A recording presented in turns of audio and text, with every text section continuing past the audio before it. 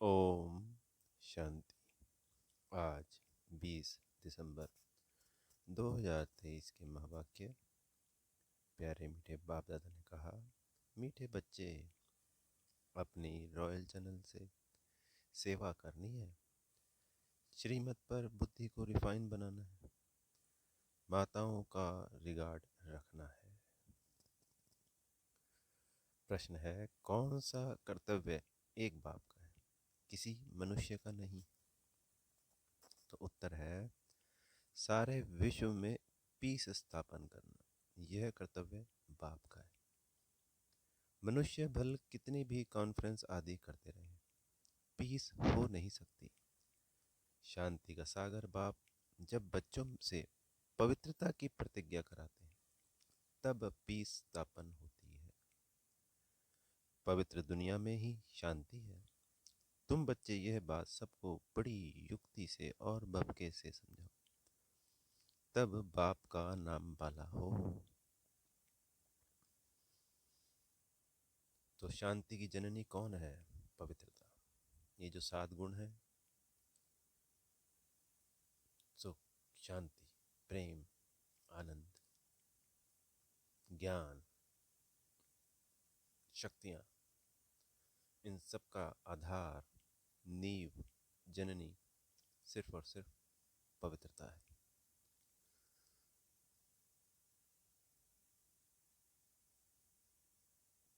पवित्रता है तो 7 गुण और 8 शक्तियाँ हैं। पवित्रता नहीं है तो ये भी नहीं है। गीत है, मैं एक नन्हा सा बच्चा हूँ। ओम शांति। यह गीत तो भक्ति मार्ग का गाया हुआ है, क्योंकि एक तरफ भक्ति का प्रभाव है, दूसरी तरफ अब ज्ञान का प्रभाव है। भक्ति और ज्ञान में रात दिन का फर्क है।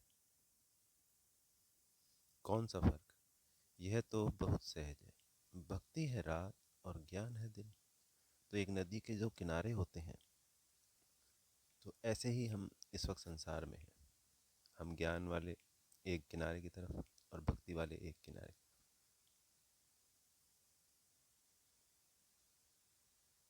साथ साथ चल रहे हैं।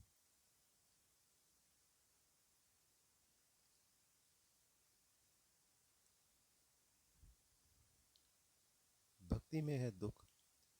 जब भक्त दुखी होते हैं तो भगवान को पुकारते हैं, फिर भगवान को आना पड़ता है, दुखियों का दुख दूर कर। फिर बाप से पूछा जाता है, ड्रामा में क्या कोई भूल है? बाप कहते हैं, हाँ, बड़ी भूल है, जो तुम मुझे भूल जाते हो। कौन भुलाते हैं? माया, रावण। बाप बैठ समझाते हैं, बच्चे ये खेल बना हुआ है। अगर हमने निराकार बाप को याद किया हो, एक परमात्मा को ही याद किया हो, अव्यभिचारी भक्ति की होती, तो जो ये दुर्गति हुई, ये जो दुखों को देखना पड़ा, झेलना पड़ा बेहद की आत्माओं को, ये नहीं होता। ये नहीं कह रहे कि बिल्कुल ही नहीं होता, पर ये बिल्कुल ना के बराबर होता आज के मुकाबले, जितना आज संसार को दुख झेलना पड़ रहा है।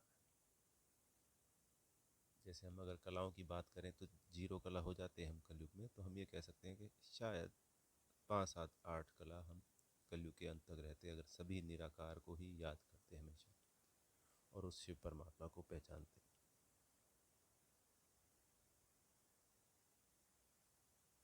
हाँ, अब रही बात कि परमात्मा नहीं आते, ऐसा नहीं। चक्र पुण्य होने पे परमात्मा को आना पड़ता फिर से हमें 16 कला संपूर्ण बनाने के लिए। और निराकार को याद किया, अव्यभिचारी भक्ति की, तो भक्ति का फल अभी भी दे रहे हैं और उस वक्त भी देते हैं।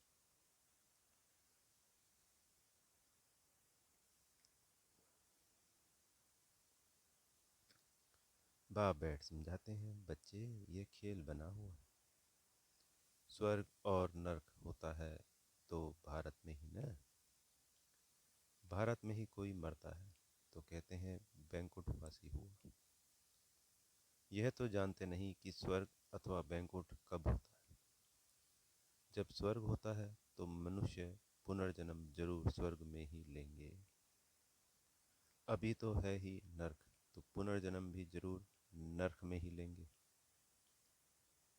जब तक स्वर्ग की स्थापना हो, मनुष्य यह बातें नहीं जानते। एक है ईश्वरीय अथवा राम संप्रदाय, दूसरा है रावण संप्रदाय।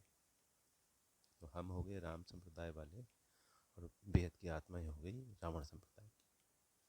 सत्युग त्रेता में है राम संप्रदाय, उनको कोई दुख नहीं है, अशोक वाटिका में रहते हैं। फिर आधा कल बाद रावण राज्य शुरू होता है। अब आप फिर से आदि सनातन देवी देवता धर्म की स्थापना करते हैं। वह है सबसे सर्वोत्तम धर्म। धर्म तो सब है ना, धर्मों की कॉन्फ्रेंस होती है। भारत में अनेक धर्म वाले आते हैं, कॉन्फ्रेंस करते हैं। अब जो भारतवासी धर्म को मानने वाले ही नहीं, वह कॉन्फ्रेंस क्या करेंगे? वास्तव में भारत का प्राचीन धर्म तो है ही आदि सनातन देवी देवता धर्म।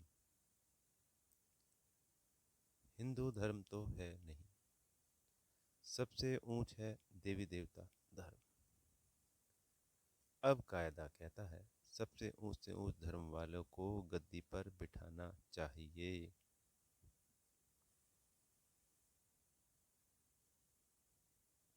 सबसे आगे किसको बिठाएं, इस पर भी कभी उन्हों का झगड़ा लग पड़ता है। जैसे एक बार कुंभ के मेले में झगड़ा हो गया था। वह कहे पहले हमारी सवारी चले, वह कहे पहले हमारी, लड़ पड़े थे। तो अब इस कॉन्फ्रेंस में बच्चों को यह समझाना है कि ऊंच से ऊंच कौन सा धर्म है, क्योंकि सब तो इन्हीं धर्मों को मान रहे हैं। तो उनको तो पता ही नहीं है आदि सनातन देवी देवता धर्म, संपूर्ण पावन धर्म, 2500 वर्षों तक रहने वाला धर्म, सर्वोत्तम धर्म, परमात्मा का द्वारा स्थापित किया गया धर्म।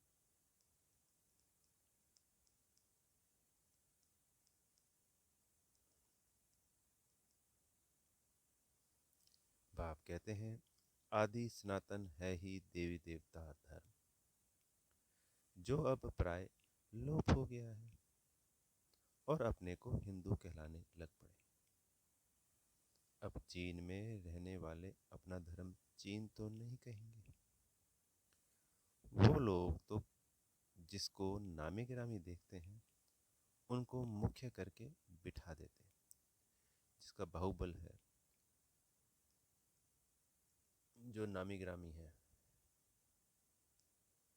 उसको आगे बिठा देते हैं, चाहे वो कोई भी धर्म। कायदे अनुसार कॉन्फ्रेंस में बहुत तो आ नहीं सकते, सिर्फ रिलीजन के हेड को ही निमंत्रण दिया जाता है। बहुतों से फिर बहुत बोलचाल हो जाता है। अब उन्हों को राय देने वाला तो कोई है नहीं।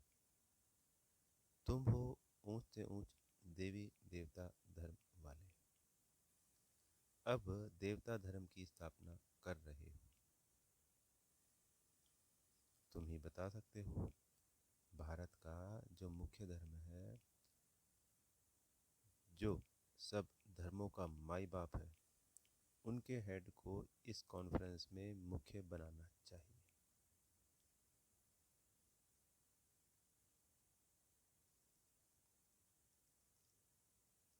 गद्दी नशीन उनको करना चाहिए, बाकी तो सब है उनके नीचे।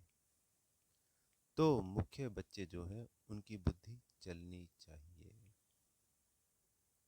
भगवान अर्जुन को बैठ समझाते हैं, संजय यह है, अर्जुन तो है रथी, उनमें रथवान है बाप।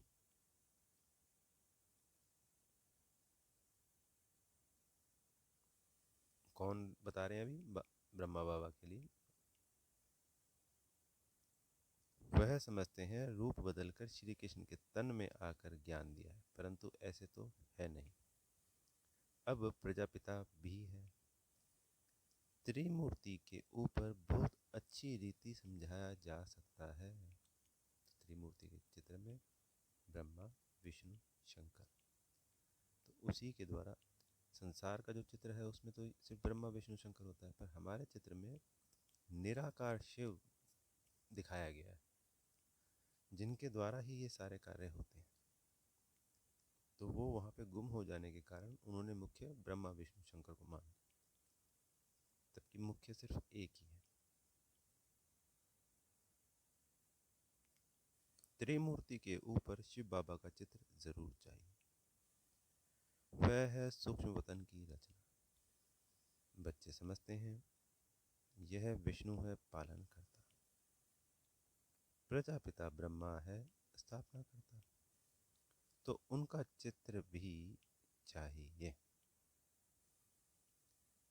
यह बड़ी समझ की बात है, बुद्धि में रहता है। प्रजापिता ब्रह्मा जरूर है, विष्णु भी तो चाहिए जिससे स्थापना कराएंगे, उससे ही पालना भी कराएंगे। स्थापना कराते हैं ब्रह्मा से, ब्रह्मा के साथ सरस्वती आदि बहुत बच्चे हैं। वास्तव में यह भी पति से पावन बन रहे हैं।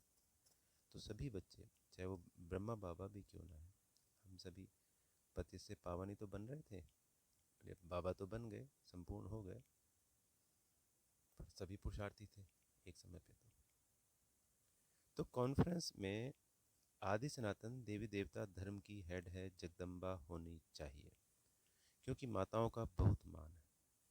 तो अभी बाबा ने ऊपर कहा था ना कि उनको बताना है कि मुख्य धर्म कौन सा है, और उस मुख्य धर्म की हेड को आगे बैठाना चाहिए।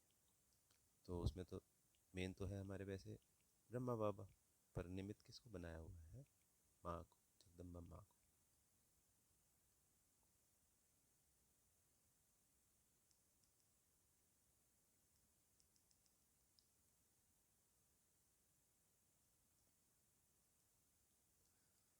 जगत अम्बा का मेला बड़ा भारी लगता है। वह है जगत पिता की बेटी। अब आदि सनातन देवी देवता धर्म की स्थापना हो रही है। गीता एपिसोड रिपीट हो रहा है। यह वही महाभारत की लड़ाई सामने खड़ी है। बाप भी कहते हैं मैं कल्प के संगम युग पर आता हूँ, भ्रष्टाचारी दुनिया को श्रेष्ठाचारी बनाने। जगत अम्बा गॉडेज ऑफ नॉलेज गाई हुई है, उनके साथ ज्ञान गंगाएं भी हैं। उनमें पूछ सकते हैं कि उनको यह नॉलेज कहाँ से मिली हुई है। नॉलेजफुल गॉड फादर तो है ही एक, वह नॉलेज कैसे दे? जरूर उनको शरीर लेना पड़े। तो ब्रह्मा मुख कमल से सुनाते हैं, ये माताएं बैठ समझाएंगी। कॉन्फ्रेंस में उन्हों को यह मालूम होना चाहिए ना कि बड़ा धर्म कौन सा है, जब उनको परमात्मा का ज्ञान नहीं, उनको किसी धर्म की नॉलेज नहीं। तो आगे जो कॉन्फ्रेंस कर रहे हैं शांति के लिए, तो जिसकी बेसिक ही नहीं पता, तो आगे का कार्य होगा ही कैसे? वैसे तो होना भी नहीं है, पर एक समझ की बात है कि कोई कार्य करने जा रहे हैं, उसकी संपूर्ण नॉलेज हो और उसकी बेसिक बातों का पता हो, तो उसमें आगे कुछ किया जा सकता है ना पॉजिटिवली।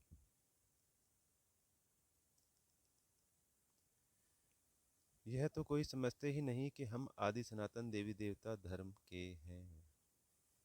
बाप कहते हैं यह धर्म जब प्राय लोप हो जाता है तो मैं आकर फिर स्थापन करता हूँ। अभी देवता धर्म है ना, अभी देवता धर्म है नहीं। बाकी 3 धर्मों की वृद्धि होती जा रही है, तो जरूर देवी देवता धर्म फिर से स्थापन करना पड़े। फिर यह सब धर्म रहेंगे ही नहीं। बाप आते ही हैं आदि सनातन देवी देवता धर्म की स्थापना करने। तुम बच्चियां ही बता सकती हो कि पीस कैसे स्थापन हो सकती है। शांति का सागर तो है ही परमपिता परमात्मा, तो पीस जरूर वही स्थापन करेंगे। ज्ञान का सागर, सुख का सागर वही है। गाते भी हैं, पतित पावन आओ, आकर के भारत को पावन राम राज्य बनाओ। पीसफुल तो वही बनाएंगे, यह बाप का ही कर्तव्य है। तुम उनकी मत पर चलने से श्रेष्ठ पद पाते हो। बाप कहते हैं जो मेरे बनेंगे, राजयोग सीखेंगे और पवित्रता की प्रतिज्ञा करेंगे कि बाबा हम पवित्र बन 21 जन्मों का वर्षा लेंगे, वही मालिक बनेंगे, पति से पावन बनेंगे। पावन है लक्ष्मी नारायण सबसे ऊंच। फिर अभी पावन दुनिया की स्थापना हो रही। तुम पीस के लिए कॉन्फ्रेंस कर रहे हो, परंतु मनुष्य थोड़ी ही पीस करेंगे। यह तो शांति के सागर बाप का काम है। कॉन्फ्रेंस में बड़े आदमी आते हैं, बहुत मेंबर्स बनते हैं, तो उन्हों को राय भी देनी पड़े। Father shows son. Shiv Baba के पोते ब्रह्मा के बच्चे हैं। God age of knowledge. उनको गॉड ने नॉलेज दी है। मनुष्य तो शास्त्रों की नॉलेज पढ़ते हैं। ऐसे भपके से समझाओ तो बड़ा मजा हो। युक्ति जरूर रचनी पड़ती है। एक तरफ उन्हों की कॉन्फ्रेंस हो और दूसरी तरफ फिर तुम्हारी भी भपके से कॉन्फ्रेंस हो। चित्र भी क्लियर है। तो आज बाबा ने पूरी मुरली कॉन्फ्रेंस में जो विश्व की आत्माएं करती हैं पीस स्थापन करने के लिए, तो उसमें क्या राइट है क्या रॉन्ग है, हमें भी उसमें हिस्सा लेना चाहिए। पूरी तरीके से उनको समझाना चाहिए कौन सा मुख्य धर्म है और कौन पीस स्थापन कर सकते हैं। तो पूरी मुरली इसी के ऊपर चलाई आज बाबा ने। और पिछले कुछ दिनों से इस ज्ञान को सभी आत्माओं तक पहुंचाने के लिए नए नए तरीके, जैसे कुंभ के मेले की बात की बाबा ने, आज कॉन्फ्रेंस की बात की, तो रोज़ नई युक्तियां बताते हैं कि कैसे बेहद की सभी आत्माओं तक ये मैसेज पहुंचे कि बाबा आ गया है। शांति का सागर, सुख का सागर, प्रेम का सागर आ चुका है। चित्र भी क्लियर है, जिनसे झट समझ जाएंगे। उनका ऑक्यूपेशन अलग है, उनका अलग है। ऐसे थोड़ी कि सब एक ही एक है, नहीं, सभी धर्मों का पाठ अलग अलग है। शांति के लिए मिल करके कार्य करते हैं। कहते हैं रिलीजन इज माइट, परंतु सबसे ताकत वाला कौन? वही आकर के पहला नंबर देवी देवता धर्म की स्थापना करते हैं। यह तुम बच्चे ही जानते हो। दिन प्रतिदिन तुम बच्चों को पॉइंट्स मिलती रहती है। समझाने की पावर भी है। योगी की पावर अच्छी होगी। बाबा कहते ज्ञानी तो आत्मा ही मुझे प्रिय है। ऐसे नहीं कि योगी प्रिय नहीं है। जो ज्ञानी होंगे वह योगी भी जरूर होंगे।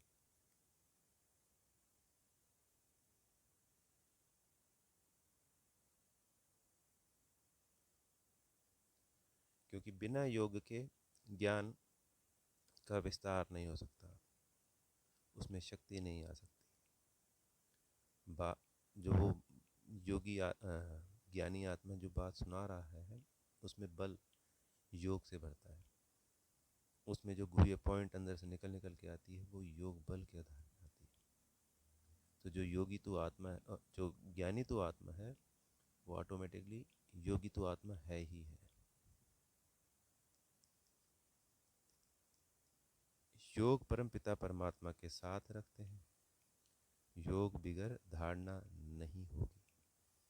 जिनका योग नहीं है तो धारणा भी नहीं है, क्योंकि देह अभिमान बहुत है। बाप तो समझाते हैं, आसुरी बुद्धि को देवी बुद्धि बनाना है। पत्थर बुद्धि को पारस बुद्धि बनाने वाला बाप ईश्वर है। रावण आकर के पत्थर बुद्धि बनाते हैं। उन्हों का नाम ही है आसुरी संप्रदाय। देवताओं के आगे कहते हैं, हमारे में कोई गुण नहीं, हम कामी कपटी हैं। तुम माताएं अच्छी रीति समझा सकती हैं, मुरली चलाने का इतना हौसला चाहिए। बड़ी बड़ी सभाओं में ऐसी ऐसी बातें करनी पड़ी। मम्मा है गॉडेज ऑफ नॉलेज। ब्रह्मा को कभी गॉड ऑफ नॉलेज नहीं कहा जाता है। सरस्वती का नाम गाया हुआ है, जिसका जो नाम है वही रखते हैं। माताओं का नाम बाला करना है। कई गोपों को बहुत देह अभिमान है। समझते हैं हम Brahma Kumar God of knowledge नहीं है।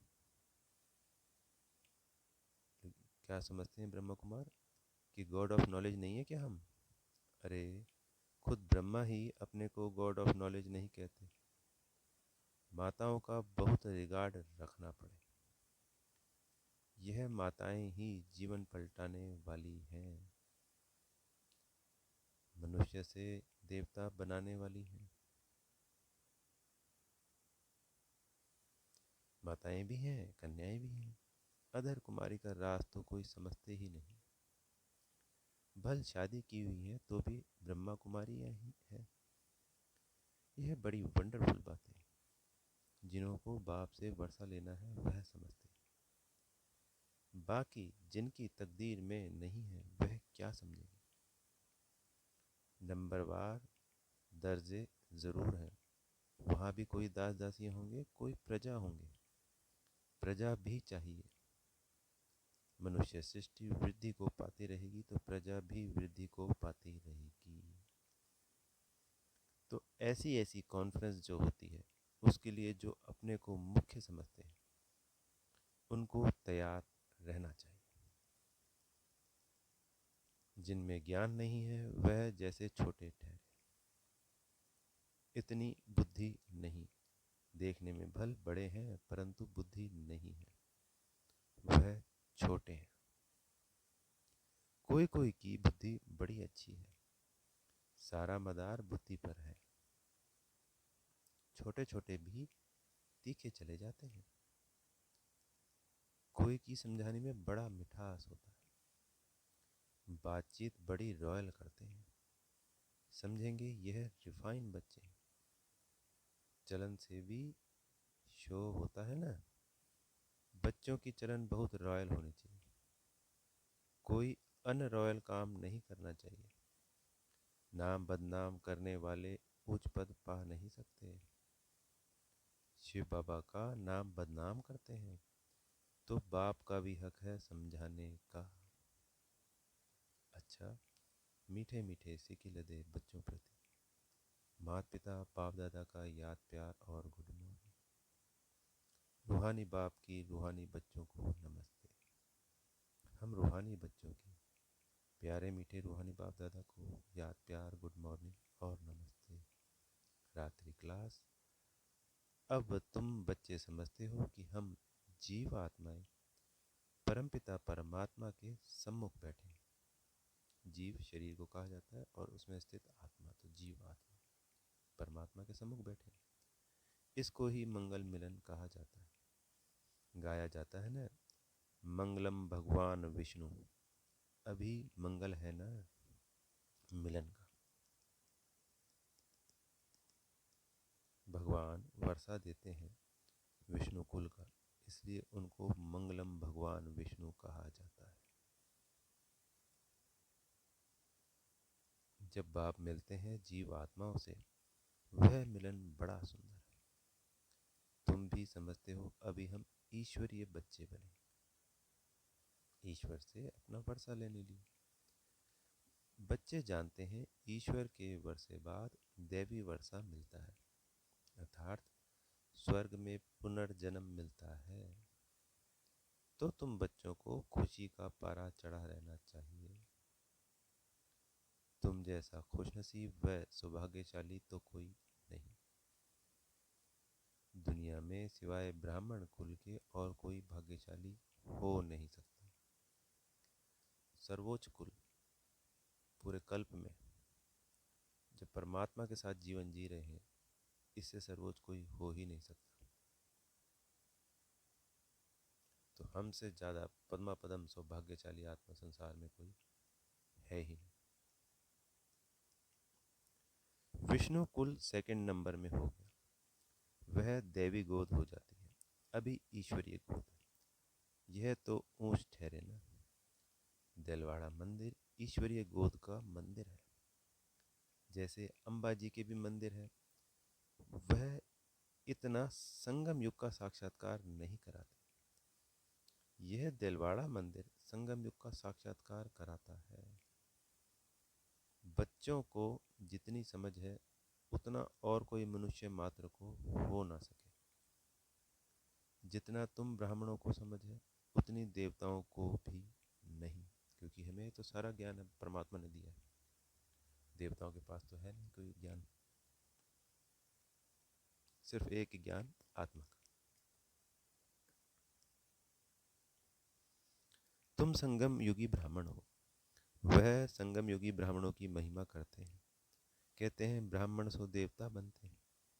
ऐसे ब्राह्मणों को नमस्कार।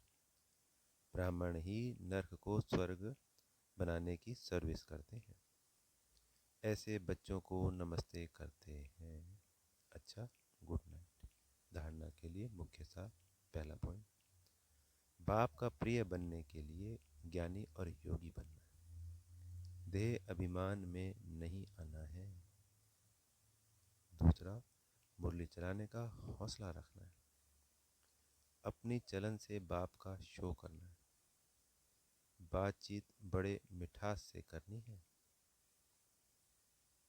वरदान है, कर्म भोग को कर्म योग में परिवर्तन कर सेवा के निमित्त बनने वाले भाग्यवान भव।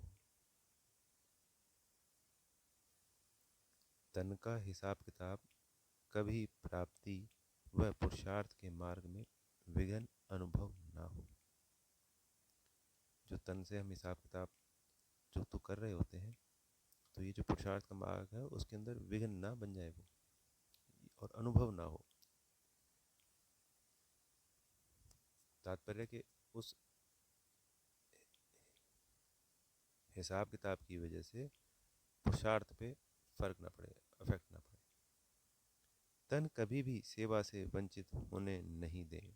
जैसे ब्रह्मा बाबा थे, तो कोई भी उनकी स्थिति थी, मतलब कि तबीयत की खराब थी, कुछ थी, पर उन्होंने जो सेवाएं रोज करनी होती थी वो करते ही करते थे। ऐसे ही मम्मा भी करती ही करती थी, उन सेवाओं में कभी ऊपर नीचे नहीं होते थे। भाग्यवान आत्मा कर्म भोग के समय भी किसी न किसी प्रकार से सेवा के निमित्त बन जाती। कर्म भोग चाहे छोटा हो या बड़ा, उसकी कहानी का विस्तार नहीं करूं। उसे वर्णन करना माना समय और शक्ति व्यर्थ होगा। योगी जीवन माना कर्म भोग को कर्म योग में परिवर्तन कर देना, यही है भाग्यवान की निशानी। स्लोगन है, दृष्टि में रहम और शुभ भावना हो तो अभिमान व अपमान की दृष्टि समाप्त हो जाएगी। दृष्टि में रहम और शुभ भावना हो तो अभिमान व अपमान की दृष्टि समाप्त हो जाएगी। अच्छा, ओम शांति। बेहद का शुक्रिया प्यारे मीठे बाप दादाजी का।